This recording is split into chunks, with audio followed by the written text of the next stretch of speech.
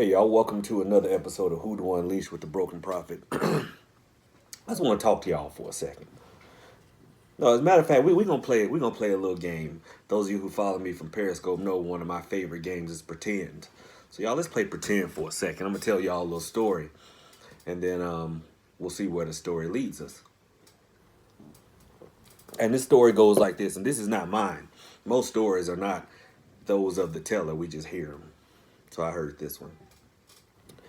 Y'all, long, long time ago, when we all lived in the forest and not one of us lived anywhere else, there was this little sparrow sitting on a tree limb. And this sparrow was sitting there by himself, thinking sparrow thoughts, whatever they may be. Then sooner or later, another sparrow flew down and joined him. Before long, there was a whole bunch of sparrows sitting on that limb, just chattering and chattering and singing away. Um, Talking about sparrow things. A bunch of birds get together, y'all. They like to gossip. Like some people I know. But anyway, through all the chattering and the sparrow gossip, one sparrow spoke up and asked the rest of them and said, have y'all noticed that the woods, the forest, been exceptionally quiet lately, these past few days? And the rest of the sparrows started to speak up because they'd all noticed that. They'd all noticed, but it's like, one of those things, just kind of like someone around you losing weight, but you see them every day, so you don't really notice it till somebody else says something. This was kind of like that. You know, when one sparrow said something, they all started to speak up. Well, yeah, I have noticed that the forest has been exceptionally quiet lately. And see, y'all, let me tell y'all, unless you are, um, you know, unless you are an avid hunter, the woods are never really quiet. But those of us like me that go out there a lot, you hear branches snapping, leaves, the wind blowing and rattling the leaves, things falling, stuff like that. So they're never really, really quiet. But they noticed that the woods were exceptionally quiet, and they all decided to take flight all at once and go flying around together and see what exactly was going on. But anyway, they came to this castle that was deep in the forest. Now, the castle was never quiet, ever. There was always livestock making noise, pigs oinking, cows mooing, the blacksmith ringing out his hammer, bells ringing, people laughing, singing, some grunting because they had to go to work. But there was always some kind of noise in the castle. But the castle was quiet too. So they flew down to investigate. And they saw that everything in the castle and the castle courtyard was asleep. Cows were asleep. Even the damn milkman was asleep milking the damn motherfucker. Then you had chickens sleep, goats sleep. The blacksmith was asleep at his anvil. Everybody was passed out. Now this was really, really troublesome to the sparrows. See, because they never seen any damn thing like this. So they flew even closer to investigate, which took a lot for a sparrow because they are normally very, very timid birds. But the only thing that beats their what is that a word? Timidity? Anyway, only thing that trumps their fear is their natural curiosity. That's why they flew down closer. And while they're looking around at everything asleep, they hear one lone voice ringing out through the silence. And that voice was saying, oh, woe is me. Oh, woe is me. So, of course, they flew up to investigate. And they saw through a window the king. And the king was just sitting there rocking much like I am now. In a chair, crying his eyes out. Now, this struck terror into the sparrows because they'd never seen the king cry. So they just sat there at the window looking in. Finally, the king looked up through his tears and noticed the sparrow sitting there on the window and said, little sparrow, I know you can't understand me. See, people, y'all, we don't know shit. He said, I know you don't understand me, but the way you look at me makes me think that you do. Now everyone's asleep, and I just need someone to talk to. You see, my daughter, the princess, grew sick a few days ago, and she died. Everyone loved the princess so much that in her death, the kingdom was thrust into depression and sorrow, and everyone just fell asleep. They couldn't stand to be awake anymore without her. I wish there was something I could do, the king said to the sparrow. He said, I wish you understood me. And he went back to bawling his kingly eyes out. But anyway, the sparrows heard that shit. And they took off flying, and they all landed on another damn branch and started back chattering again. And one sparrow said, you know what, I really wish there was something we could do. They all chirped in agreement, right? Wishing there was something they could do. One sparrow, an exceptionally brave one, said, I know something we can do. They said, what?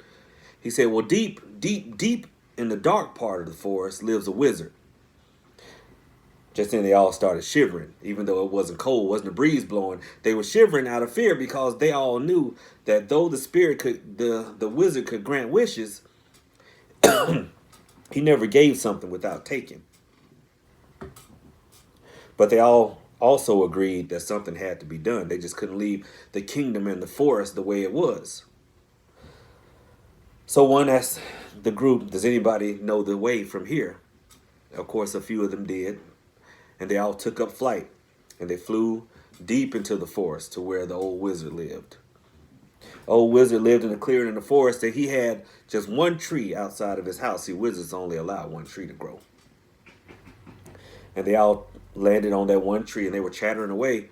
Pretty soon, the door to the old cottage opened up, and the wizard walked out.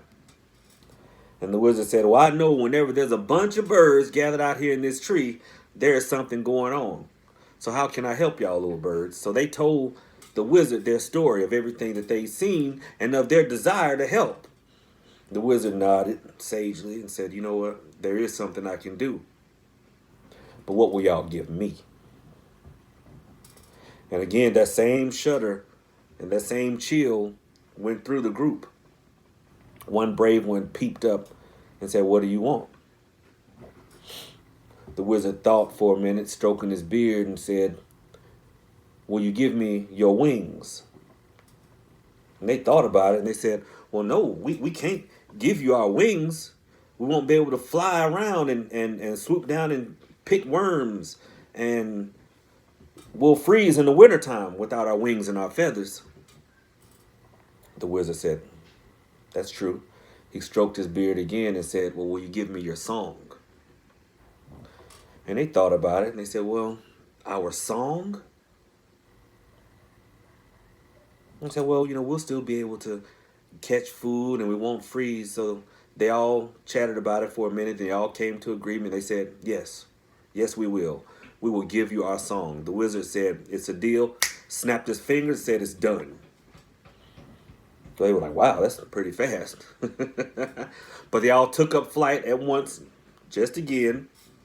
And they were flying through the forest on the way back to the castle. And they saw deer running. They saw fox stalking mice. They already knew that this was looking good so far. They made it back to the castle. And there's the blacksmith, and he's stretching. And the dairymaid, she's stretching. The cows are blinking and looking around. The chickens are starting to peck again and eat. Because, one, chickens are always hungry. And two, they kind of dumb. They probably didn't even know that they were asleep. See? And they flew up to the window where they first met the king. And when they flew to that window, they got there just the right time. Have you noticed in stories, people always get there at just the right time? And they heard a small child's voice calling for her daddy. See, the princess was alive again. The sparrows were happy. They were proud of themselves. They stuck their little sparrow chests out, you see. But just then, they started to feel something odd. See, their little sparrow feet started to spread and get fat. Their little beaks started to broaden out. They felt this odd change come over them. They felt real cold. And before they knew it, they were frogs. The king saw this and knew that there had to be magic involved. They knew that if this happened to the sparrows, then it must be the magic that was involved in bringing his daughter back. So from that day forward, it was against the law in that kingdom for anybody to kill a frog because they had once been brave sparrows. And they say that to this day, that's why frogs hop and croak, because they're still sparrows trying to fly and sing. Now, if you've sat with me through this story, you're probably wondering what the hell is the prophet talking about. And I'll tell you the purpose of that story. The purpose of that story, y'all, is don't be too eager to give away any part of yourself. Don't be too eager to give away any part of yourself. You know, I know on the surface of that story, you might think, well, they were probably fucked either way. But no, see, what they gave away was the most crucial part of themselves. Now think about this. Every bird has wings. Every bird has feathers. Even the ones that can't fly. Every bird has, feet and beaks. The only thing that really distinguishes them is their song, because every bird's song is different. And giving away their song, they gave away the part of themselves that made them unique, that made them special, that made them different. Now I know this is the time of year we all talk about love work and we all talk about companionship and the need for it. And I understand, I do. Some of y'all, at least 4 or 5 of you write, text, or call me every day wanting somebody back. And some of y'all cry, and unbeknownst to you, I shed a tear with a couple of you. But I have to think, and during the course of wanting this person and needing this person and, desiring this person, have you given away your song? Have you given away the part of you that makes you you? If you look in the mirror, do you recognize the person that you are now as opposed to the person you used to be? And see, it doesn't have to be love work. It can be anything, career, hobbies, friendships. Because some of us change who we are to be friends with people that we may not even like for status purposes. Is it an online presence with the filters and things like that? Someone sent me a meme the other day. And T, this is for you. This video is for you. She sent me a meme the other day that said if something is for you, all you have to do is be you. And that's why I'm speaking to y'all today. This ain't about hoodoo. This ain't about magic. This is about just life. If something is for you or is meant to be for you, then all you have to do is be you. You don't have to give up who you are to fit in somewhere. You don't have to give up who you are to be tied to another person, to be tied to a career. If it's meant for you, then you can just be you. And damn it, like I always say, fuck them if they can't take a joke. All right, y'all. T, thank you for that meme, because it really made me think. And if y'all sat through this video, I appreciate that.